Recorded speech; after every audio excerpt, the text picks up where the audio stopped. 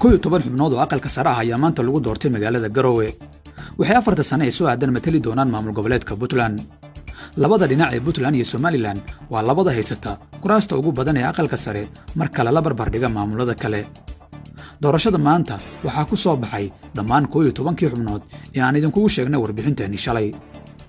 Laakiin sheekada xiisaha leh ayaa ah in hanaanka doorashadu uu ka liitay midkii Jubbaland iyo tii Koonfur Galbeed labadaba.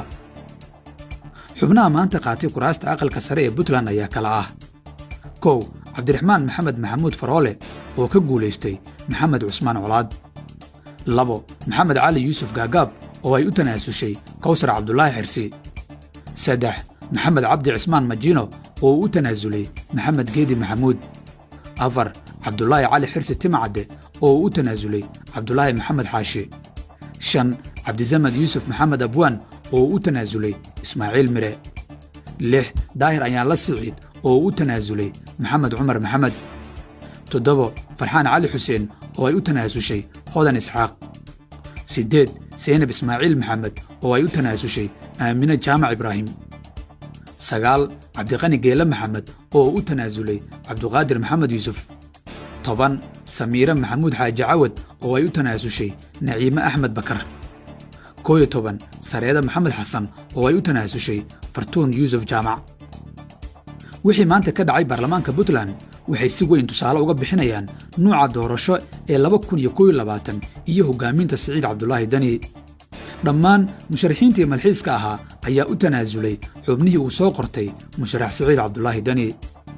arrinta yaab kale waa inay tartameen 2 gabdhood oo ilmo adeera rasmi ah balse ay kala duwan yihiin magacyada ugu qoran baasaboorada. Dani waxaa lagu eedeeyey inuu xalay lacag u qaybiyey baarlamaanka iyo inuu amray inaanay tartamin malxiisku.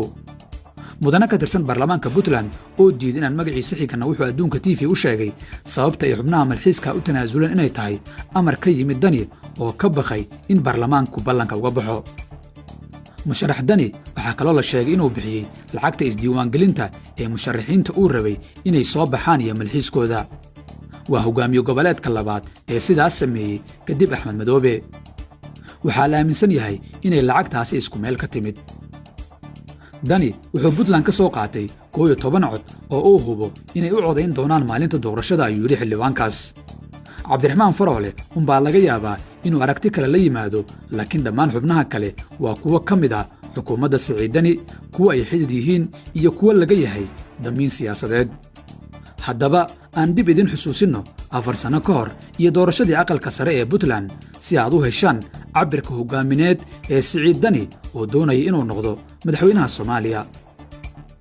4 sano ka hor doorashada aqalka sare ee Puntland waxaa maamulay Cabdiweli Gaas. waxaa dhacay tartan aad u culus. Cumar Cabdirashiid oo waddanka ra'iisul wasaare ka ah xilligaas una tartamaya kursi aqalka sare ah wuxuu helay 47 cod iyadoo gabadhii la tartantay Aamine ay heshay 17 cod. Senator Jurile oo ka mid ah siyaasiyiinta ugu cabqarisan Soomaalida waxaa la xasuustaa in isaga iyo gabadhii la tartantay Hodan inay kala heleen 32 cod iyo 33 cod. Farxaan Cali Xuseen oo maanta loo tanaasulay wuxuu 4 sano ka hor la tartamay Cali Ismaaciil Giir waxayna kala heleen 36 cod iyo 29 cod. Senator Hodan oo sanadkan la tuuray waxay doorashadii hore ku soo baxday si adag iyadoo 35 iyo 30 cod ay kala heleen gabadhii la tartantay ee Basra Cumar. Senator Siciido oo sidoo kale sanadkan laga tegay waxay 4 sano ka hor uga adkaatay 41 iyo 23 cod musharaxii la tartamayay. Bootaan Barasamatar oo isna sanadkan laga tegay wuxuu 4 sano ka hor 38 cod iyo 27 cod uga adkaaday Jarnaal Maxamed Siciid Xirsi Morgan. dhammaan kuraasta Puntland waxaa la xasuustaa 4 sano ka hor in loo galay tartan adag oo xalaal ah.